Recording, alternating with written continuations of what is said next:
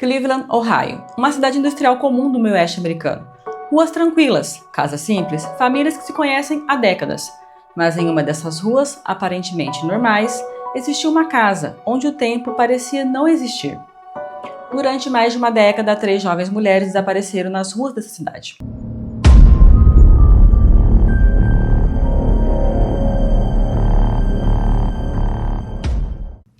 Antes de começarmos, já deixa seu like, comenta, compartilha e se inscreve aqui no canal.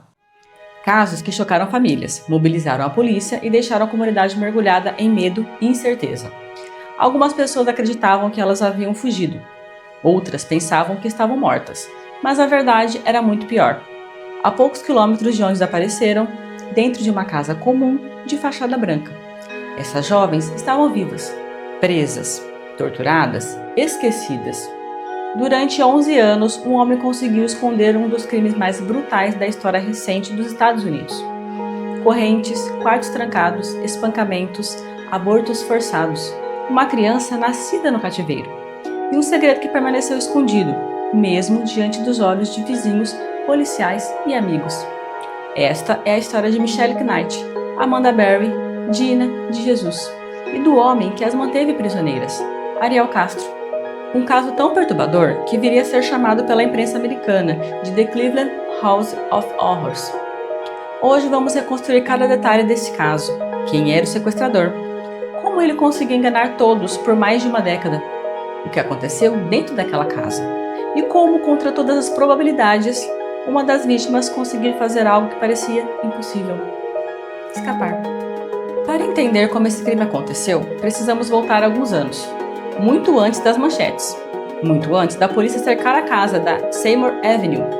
Precisamos entender quem era Ariel Castro. Ariel Castro nasceu em 10 de julho de 1960, nos Estados Unidos, filho de imigrantes porto-riquenhos. Ele cresceu em Cleveland, Ohio, uma cidade marcada por desigualdade econômica e problemas sociais. Mas para quem olhasse de fora, Ariel parecia apenas mais um homem comum. Ele era pai de 4 filhos, tocava guitarra, trabalhava como motorista de ônibus escolar. Frequentava bares da região. Sim, o homem que sequestraria 3 jovens durante mais de uma década era responsável por transportar crianças todos os dias. Durante anos, ninguém suspeitou. Mas por trás dessa aparência comum havia um histórico perturbador. Um passado violento. Antes mesmo de sequestrar, Ariel Castro já tinha um histórico de violência doméstica. Sua esposa, Grimilda Figueiredo, denunciou várias agressões. Em um dos episódios mais graves, ela sofreu fraturas no nariz, costelas quebradas, coágulos cerebrais. A agressão foi tão violenta que ela chegou a precisar de cirurgia. Apesar disso, Castro nunca foi condenado seriamente.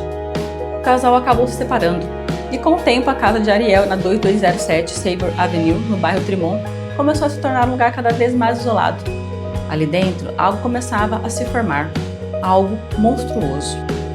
A casa onde tudo aconteceria pareceria completamente normal. Era uma residência comum de 2 andares. Nada chamava atenção. Nenhuma cerca alta, nenhum portão de ferro. Apenas mais uma casa entre dezenas na rua. Mas dentro dela, Ariel Castro começou a fazer alterações. Ele instalou portas reforçadas, colocou trancas adicionais, bloqueou janelas, criou áreas onde pessoas poderiam ser mantidas presas. Essas modificações seriam fundamentais para o que viria a acontecer. Quando Michelle entrou na casa de Castro, percebeu quase que imediatamente que algo estava errado. Assim que ela atravessou a porta, Ariel trancou tudo. Segundo relatos posteriores, ele atacou violentamente. Ela foi espancada, amarrada, arrastada para dentro da casa. A partir daquele momento, Michelle desapareceu do mundo. Durante anos, ninguém saberia onde ela estava. A polícia chegou a registrar o desaparecimento, mas o caso rapidamente perdeu prioridade. Porque, para muitos investigadores, Michelle era vista como uma mulher adulta, que poderia ter fugido voluntariamente. Esse erro custaria 11 anos da vida dela. Nos primeiros dias, Michelle foi mantida presa no porão da casa. Castro a acorrentava quando saía. Ela era constantemente espancada. A comida era escassa. E as regras eram claras. Qualquer tentativa de fuga seria punida com violência extrema. Mas o pior ainda estava por vir, porque Michelle seria apenas a primeira vítima. Nos 2 anos seguintes, Ariel Castro sequestraria mais 2 jovens e transformaria aquela casa em um verdadeiro inferno. Durante esse período, algo chocante acontecia. Ariel Castro participava de vigílias públicas organizadas pelas famílias das vítimas. Sim, ele estava lá. entre os moradores, entre os pais desesperados, segurando velas, rezando, enquanto na realidade as vítimas estavam presas dentro da sua própria casa. Esse comportamento ajudaria a enganar toda a comunidade por anos. Entre 2002 e 2004, 3 jovens desapareceriam em Cleveland, todas em circunstâncias diferentes, todas aparentemente sem ligação, mas todas acabariam no mesmo lugar, a mesma casa, o mesmo homem e o mesmo destino. E então 3 mulheres passaram a dividir o mesmo cativeiro, um cativeiro que duraria mais de uma década, e onde coisas inimagináveis aconteceriam. Se Michelle Knight havia desaparecido praticamente sem chamar a atenção nacional, o próximo caso mudaria tudo, porque a segunda vítima de Ariel Castro desapareceria no dia do próprio aniversário, e o caso mobilizaria toda Cleveland. Amanda Berry tinha 16 anos, era descrita por amigos e familiares como uma adolescente alegre, extrovertida e cheia de energia. Ela trabalhava em um Burger King, em Cleveland, ajudando a família com as despesas. Naquele dia, 21 de abril de 2003, Amanda terminou seu turno no restaurante. Era uma segunda-feira. Ela ligou para a irmã e disse algo simples: "Estou indo para casa." Mas Amanda nunca chegou. Testemunhas disseram que viram a jovem entrando em um carro. O motorista era Ariel Castro. Castro já tinha desenvolvido um padrão. Ele escolhia vítimas jovens, sozinhas, em ruas relativamente tranquilas, e se aproximava oferecendo ajuda ou carona. No caso de Amanda, ele disse algo que parecia inocente. Ele prometeu levá-la até a casa de um filho dele, que supostamente conhecia Amanda.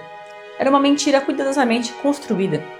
Quando Amanda entrou no carro, ela estava a poucos minutos de se tornar a segunda prisioneira de Ariel Castro. Quando Amanda não voltou para casa, sua família entrou em pânico. Sua mãe iniciou uma busca desesperada. Cartazes começaram a aparecer por toda Cleveland. A polícia abriu uma investigação, e o caso passou a aparecer frequentemente na televisão local. Durante anos, Amanda seria considerada uma das crianças desaparecidas mais conhecidas da cidade. Mas havia um detalhe cruel. Enquanto a cidade procurava por Amanda, ela já estava presa dentro da casa de Ariel Castro. Quando Amanda chegou à casa, ela não sabia que já havia outra vítima ali. Michelle estava presa no porão. Segundo relatos posteriores, o primeiro encontro das duas foi marcado por medo e confusão. Michelle percebeu rapidamente o que havia acontecido. Ela entendeu que Amanda também havia sido sequestrada. E naquele momento, uma verdade terrível se tornou clara. Elas estavam presas. E provavelmente ninguém sabia onde estavam. Ariel Castro estabeleceu regras rígidas dentro da casa. Regras que ele impunha com violência. Entre elas, as vítimas não podiam fazer barulho. Não podiam olhar pelas janelas. Não podiam tentar fugir. Não podiam falar sem permissão. Quando saía de casa, Castro acorrentava as mulheres. Correntes eram presas aos tornozelos e às vezes ao pescoço. Em alguns momentos, elas ficavam presas por dias inteiros. Com o tempo, Castro desenvolveu um sistema de manipulação psicológica. Ele alternava brutalidade e pequenas concessões. Às vezes trazia comida melhor, outras vezes permitia que elas vissem televisão. Mas qualquer privilégio podia ser retirado a qualquer momento. Isso criava um ambiente de constante tensão.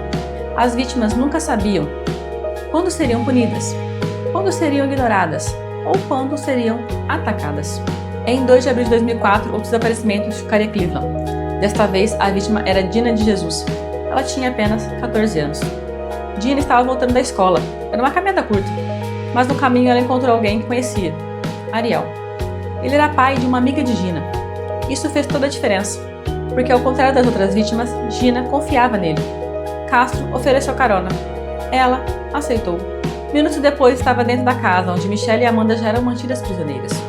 3 vítimas, uma casa. Agora Ariel tinha 3 mulheres presas: Michelle, Amanda e Dina. Todas mantidas em quartos diferentes, todas sob vigilância constante. Durante anos, elas quase nunca podiam ficar juntas. Castro fazia isso de propósito. Era uma estratégia para evitar que planejassem fugas. Segundo depoimentos posteriores das vítimas, a rotina do cativeiro era marcada por violência constante. Castro frequentemente espancava as mulheres, as mantinha acorrentadas, as privava de comida e as ameaçava de morte. Ele também dizia repetidamente que ninguém estava procurando por elas, que suas famílias haviam desistido, que ninguém acreditava que estavam vivas. Era uma mentira cruel. Na realidade, as famílias continuavam procurando. Enquanto isso, do lado de fora, 3 famílias viviam um pesadelo. As mães das meninas organizavam buscas, distribuíam cartazes, participavam de programas de televisão. Em Cleveland, o nome das 3 vítimas se tornaram conhecidos. Mas com o passar dos anos, a esperança começou a desaparecer. Investigadores começaram a acreditar que as meninas provavelmente estavam mortas.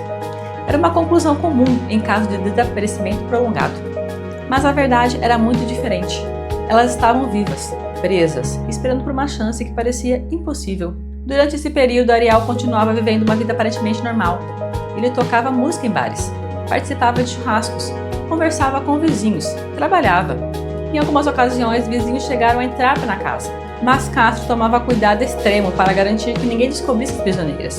Ele escondia as mulheres, trancava as portas, ligava a música alta e mantinha o controle absoluto do ambiente. Os anos começaram a passar. 2005, 2006, 2007. Ano após ano. As mulheres continuavam presas. O mundo lá fora seguia em frente. Tecnologia mudava. Presidentes mudavam. Mas dentro daquela casa, o tempo parecia congelado. E então, algo aconteceria. Algo que tornaria este caso ainda mais chocante. Uma das vítimas ficaria grávida. E uma criança nasceria dentro do cativeiro. A partir de 2004, a casa de Ariel não era mais apenas um lugar de sequestro. Ela havia se transformado em uma prisão permanente. Dentro dela estavam 3 mulheres desaparecidas, que o mundo acreditava que talvez estivessem mortas. Mas o que acontecia ali dentro era muito pior do que qualquer suspeita. Durante anos, Ariel criou um sistema de controle baseado em 3 pilares: violência, isolamento e terror psicológico. E foi nesse ambiente que as vítimas passaram a viver uma rotina de sofrimento que duraria mais de uma década. A rotina das prisioneiras era completamente controlada. Castro decidia quando elas comiam, quando podiam usar o banheiro, quando podiam dormir, quando podiam falar. Na maior parte do tempo, elas permaneciam acorrentadas. As correntes eram presas em torno dos tornozelos e fixadas em paredes ou móveis. Às vezes também eram usadas correntes nos pulsos. Se Castro saísse de casa, ele deixava as mulheres presas. Podiam passar horas ou até dias assim, sem água suficiente, sem comida adequada, sem saber quando ele voltaria. O relato das vítimas apresentados anos depois no tribunal revelaram uma realidade brutal.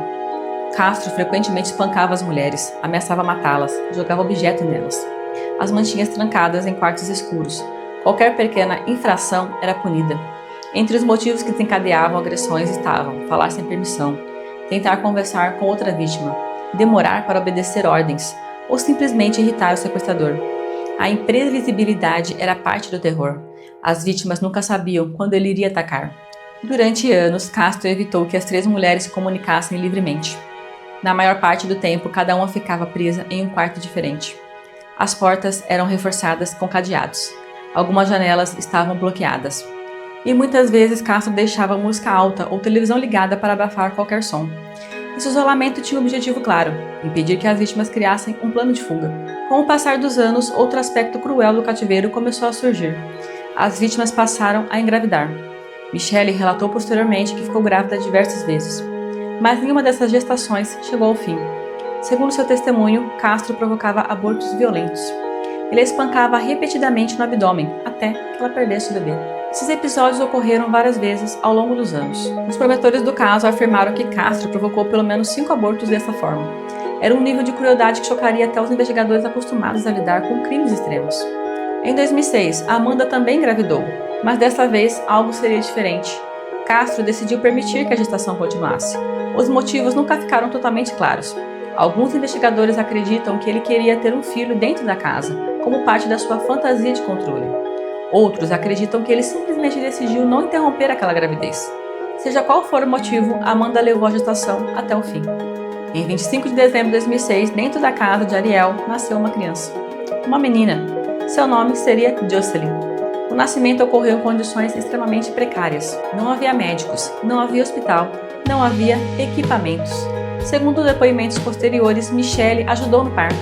Ela segurou o bebê e auxiliou Amanda durante o nascimento. Castro havia dado uma ordem assustadora. Ele disse que se o bebê morresse, mataria Michelle. Isso colocou uma pressão enorme sobre ela. Durante o parto, a criança parou de respirar por alguns minutos. Michelle realizou manobras improvisadas para fazê-la respirar novamente, e conseguiu.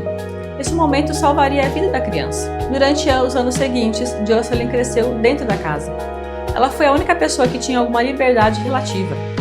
Castro permitia que ela brincasse na casa, assistisse televisão, desenhasse, às vezes saísse no quintal. Mas havia uma regra: as mulheres nunca podiam dizer a verdade para a criança.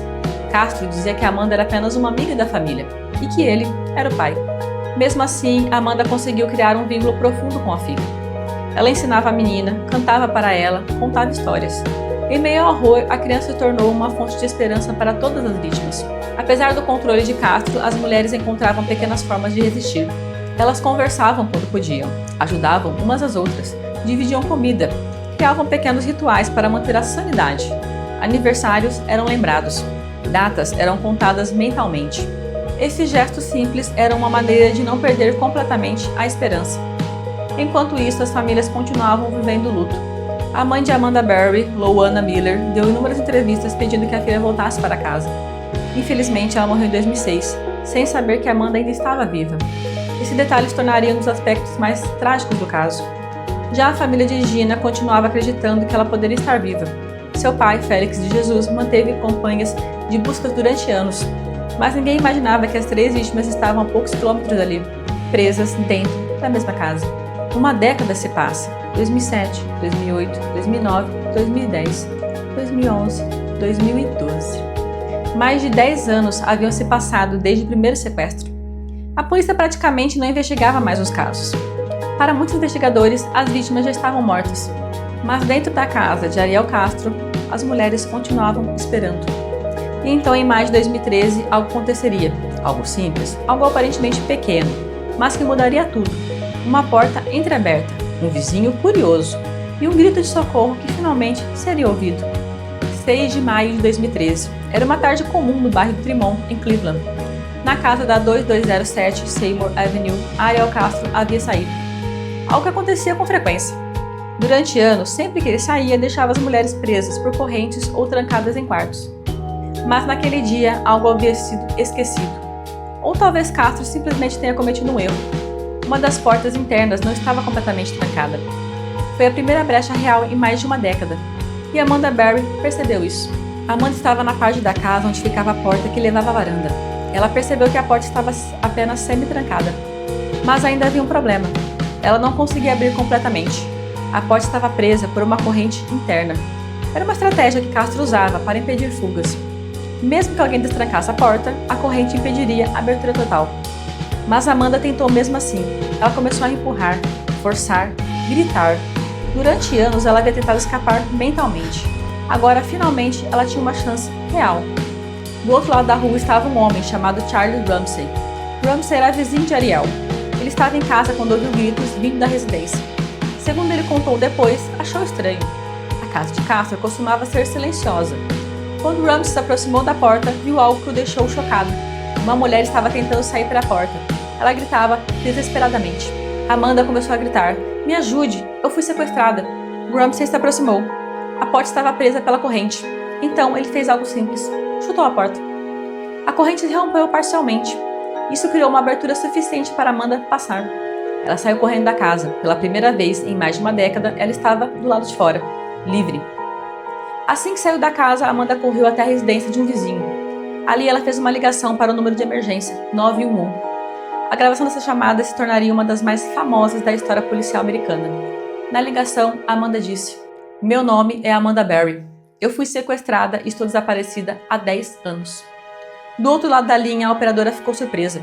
O caso de Amanda havia sido amplamente divulgado anos antes. Muitos acreditavam que ela estava morta, mas ali estava ela, viva. Em poucos minutos, viaturas da polícia chegaram ao local. Os policiais inicialmente pensavam que estavam lidando com um caso simples de violência doméstica, mas rapidamente perceberam que a situação era muito pior. Amanda explicou que outras mulheres ainda estavam dentro da casa. A polícia entrou imediatamente. Lá dentro encontraram Michelle e Dina, e a filha de Amanda, Jocelyn, todas vivas, todas sobreviventes de um cativeiro de mais de uma década.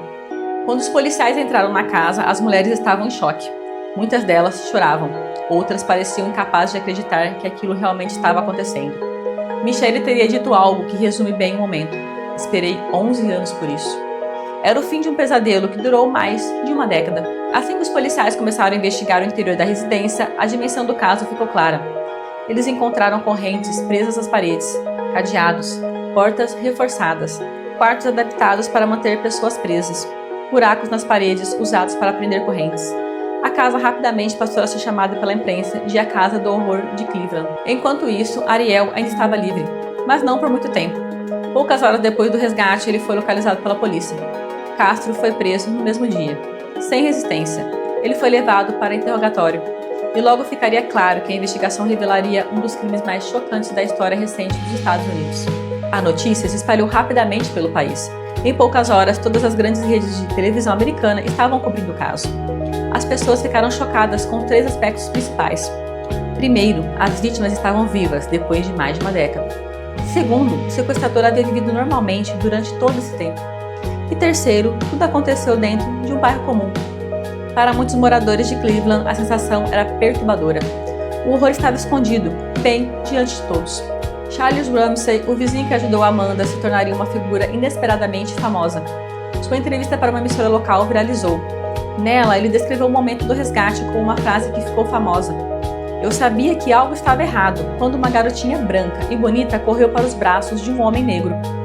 A frase, dita de forma espontânea, virou um meme e circulou pela internet. Mas para Amanda, Ramsey foi simplesmente a pessoa que salvou a sua vida. Com o resgate das vítimas, a polícia iniciou uma investigação massiva. Promotores começaram a reconstruir todos os crimes cometidos por Ariel Castro. A lista de acusações seria enorme, incluindo sequestro, estupro, agressão, homicídio agravado pelos abortos forçados. O julgamento que viria a seguir chocaria ainda mais o país, porque diante das provas, Ariel Castro acabaria tomando uma decisão inesperada. Ele confessaria tudo. Após o resgate das vítimas, em 6 de maio de 2013, a polícia de Cleveland iniciou uma investigação que rapidamente tornaria uma das mais complexas da história criminal do estado de Ohio. A casa na Seymour Avenue foi tratada como uma cena de crime gigantesca. Investigadores passaram dias coletando provas. Cada cômodo revelava novos detalhes sobre os anos de cativeiro.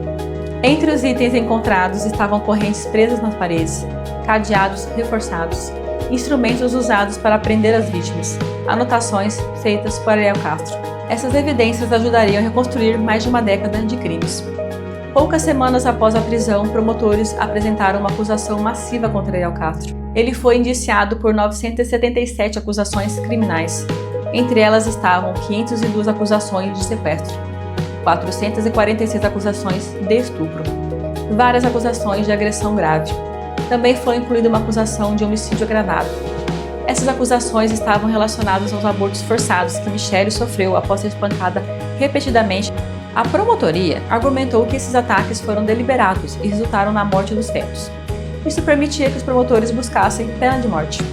Diante da quantidade esmagadora de provas, os advogados de Ariel Castro enfrentavam uma situação praticamente impossível.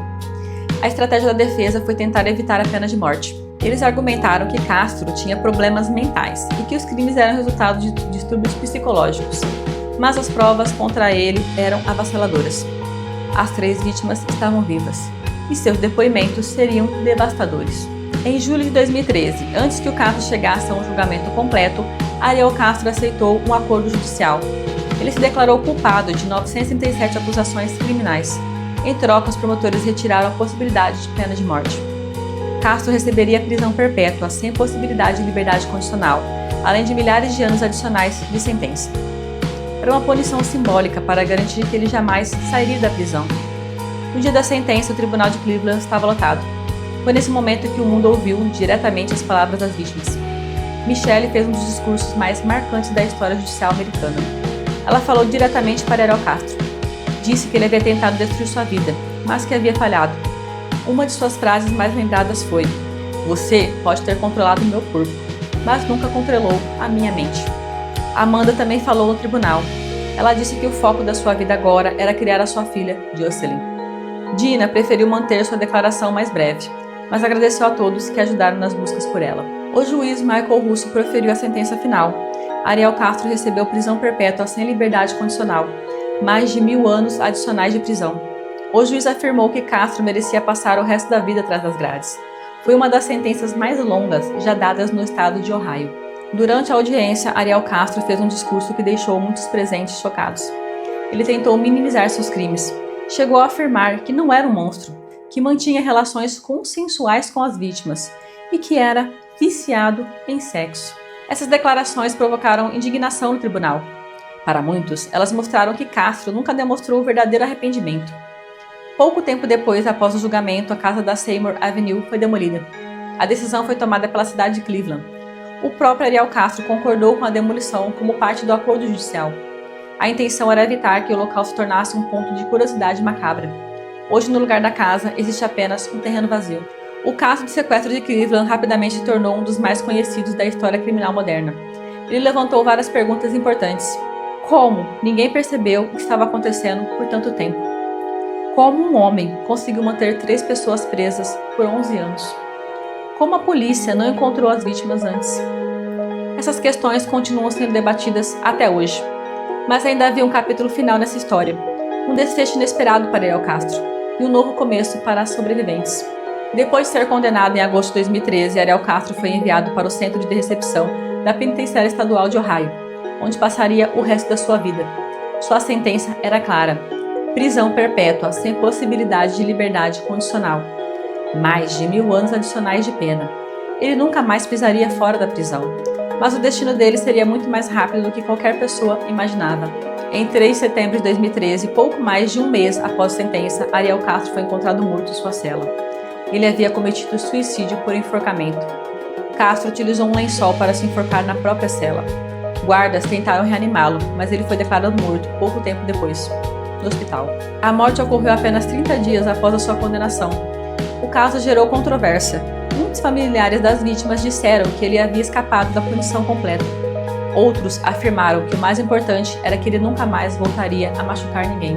Após o resgate, as 3 mulheres começaram um processo longo e complexo de reconstrução de suas vidas. Cada uma seguiu um caminho diferente, mas todas se tornaram símbolos de sobrevivência. Michelle Knight foi a vítima que passou mais tempo no cativeiro.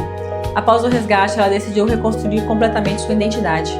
Ela mudou seu nome para Lily Rose Lee. Michelle escreveu um livro autobiográfico chamado Encontrando a Mim Mesma, Uma Década de Trevas, Uma Vida Recuperada. No livro, ela descreve em detalhes os anos de cativeiro, os abusos sofridos e o processo de reconstrução emocional. Ela também passou a trabalhar como palestrante motivacional, ajudando outras vítimas de violência. Em entrevistas, Michelle disse algo que resume sua visão sobre o passado. Eu me recuso a deixar aquele homem definir quem eu sou. Amanda Berry também se tornou uma figura pública importante. Após o resgate, ela passou a trabalhar com a emissora local, Fox 8 Cleveland. Ela criou um segmento chamado Missing with Amanda Berry. Nesse programa, Amanda ajuda a divulgar casos de pessoas desaparecidas. O objetivo é evitar que outras famílias passem pela mesma dor que sua família viveu. Ela também escreveu o livro Esperança, Memórias de Sobrevivência em Cleveland. Hoje, Amanda vive com sua filha, Jocelyn, que nasceu durante o cativeiro. A menina cresceu saudável e segue uma vida normal. Dina de Jesus decidiu manter uma vida mais reservada, mas ela também se tornou uma defensora de vítimas de desaparecimento. Sua família criou a organização Cleveland Family Center for Missing Children and Adults. O centro ajuda na busca por pessoas desaparecidas e oferece apoio para as famílias. Gina participa ocasionalmente de eventos e campanhas relacionadas a esse trabalho. Jocelyn, a filha de Amanda, nasceu em 2006, dentro da casa de Ariel Castro. Após o resgate, ela passou a viver com a mãe. Autoridades e familiares sempre tentam protegê-la da exposição pública. Hoje ela cresce longe dos holofotes, com uma infância muito diferente daquela em que nasceu. O caso do sequestro de Cleveland rapidamente chamou a atenção da indústria audiovisual. Diversos documentários, filmes e reportagens especiais foram produzidos. Entre os mais conhecidos estão Cleveland Abduction, de 2015, filme produzido pelo canal Lifetime.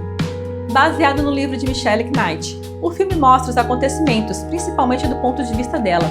A atriz Taryn Manning interpreta Michelle. A produção foi considerada uma das representações mais realistas do caso. Diversos canais produziram documentários sobre o caso, incluindo Investigação Discovery, AAI, BBC e CNN. Esses programas exploram detalhes da investigação, entrevistas com policiais e depoimentos das sobreviventes. O caso de Cleveland se tornou um dos mais estudados na criminologia moderna. Ele levantou discussões importantes sobre investigação de desaparecimentos, violência contra mulheres, falhas em investigações policiais, comportamentos de sequestradores em série. Também mostrou como criminosos podem viver vidas aparentemente normais, enquanto escondem crimes extremos. Ariel Castro tinha um emprego, família, amigos, vizinhos. Mesmo assim, conseguiu esconder 3 vítimas por mais de uma década. Durante 11 anos, 3 mulheres viveram presas dentro de uma casa comum. O mundo acreditava que elas estavam mortas, mas elas sobreviveram. E no final foram elas que tiveram a última palavra. Michelle Knight disse algo que resume essa história. Ele tentou destruir nossas vidas, mas nós sobrevivemos. Não se esqueça de curtir, comentar, compartilhar, se inscreve aqui no canal e até a próxima!